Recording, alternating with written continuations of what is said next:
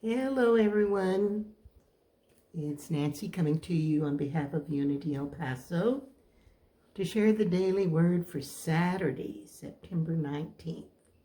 I'm saying Saturday. Oh my gosh.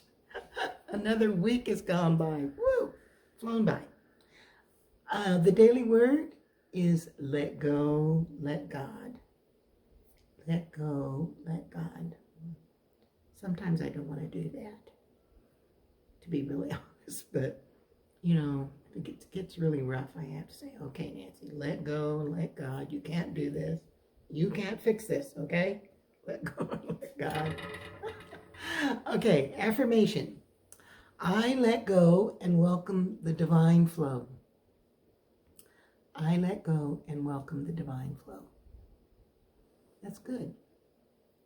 How many times have I prayed for a resolution to a situation that was troubling me, for guidance along my path, or for a new opportunity, all the while clinging to a desired result? Well, yeah.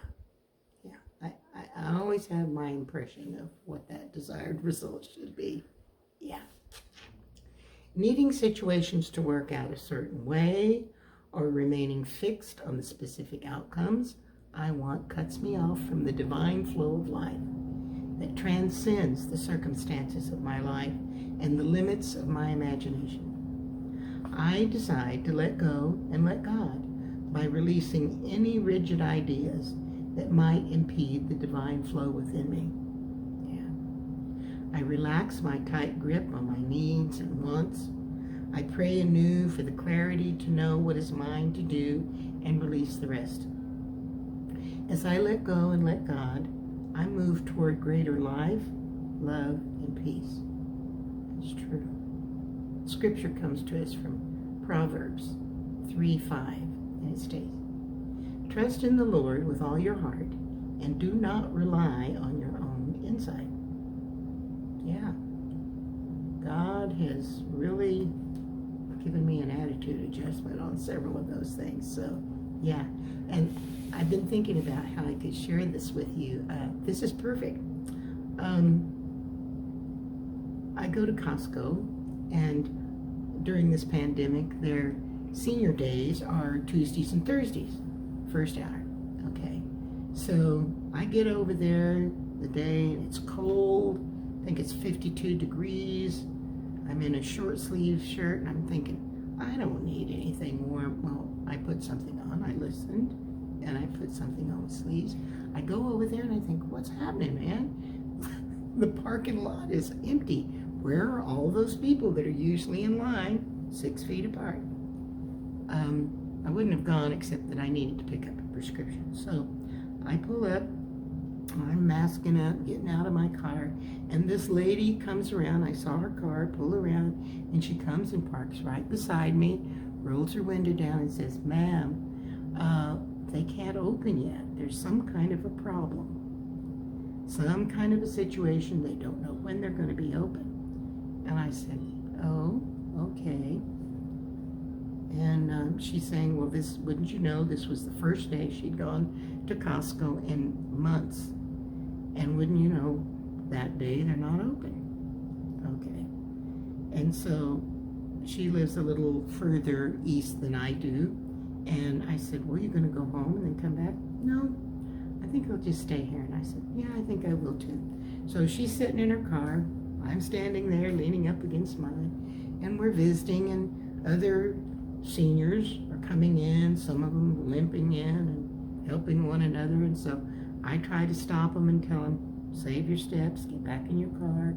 We'll have to wait and see." I think it was some kind of a power outage or something. So in the waiting, I'm visiting with this lady, and it's one of those wonderful things that come to you out of the blue. This lady lives by herself, and she doesn't get to visit with anybody. She lives alone, and she's talking and telling me about, how her neighbor comes and says, "Hey, Nance, do you need anything from Costco today?"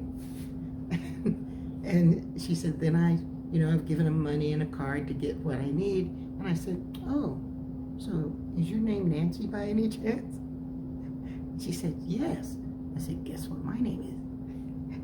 Nancy.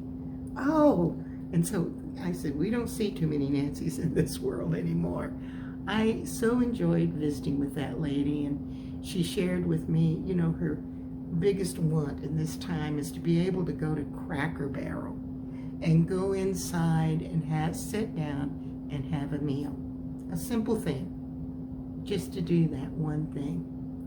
And I just so enjoyed, you know, visiting with her, and I think, what a gift this was, that I didn't say, okay, God, you know, what am I going to do? I'll go home and come back. You know, I said, I'll just stay here. So enjoyed visiting with her. It took an hour, and by then everybody and their dog was coming to go to Costco. So we get in line and we go in, and I see her a couple other times walking around in there. And I think, what a gift that was for me that day. And I hope in some way it was a gift for her. To just be able to talk to somebody, and she said that she's been talking to herself, and the one good thing about it is that she doesn't lose any of the arguments. So that's really cool, really cool. So yeah, pay attention to the insight that comes to you in those moments of when you're thrown off base. You're expecting one thing and it doesn't turn out the way you want it. Just let it happen and see there's a gift in there for us. So that divine flow that I can't control, and I'm really grateful for that because it's saved me more than once. So I wish you a beautiful Saturday, and I don't know, that you're doing what you need to do, that you're letting your light shine, that you're sharing your gifts, your talents with whomever you may catch eyes with, somebody walking their dog by your house, somebody in the store. We can still be kind and uplifting when we deal with other people, even in the midst of this. Things are going to get better, folks, and I'm looking forward to that day, and I'm holding that vision, not just for myself and my family, but for every living being around our world, and for our world itself. It's suffering. So, I love you. Stay safe. Keep practicing all the things they tell us to do. Keep holding the vision that there will be a vaccine, and much sooner than the naysayers think. And God is really good. God can do all kinds of things. We just have to support it. So I bless you, and I look forward to seeing you soon. Bye.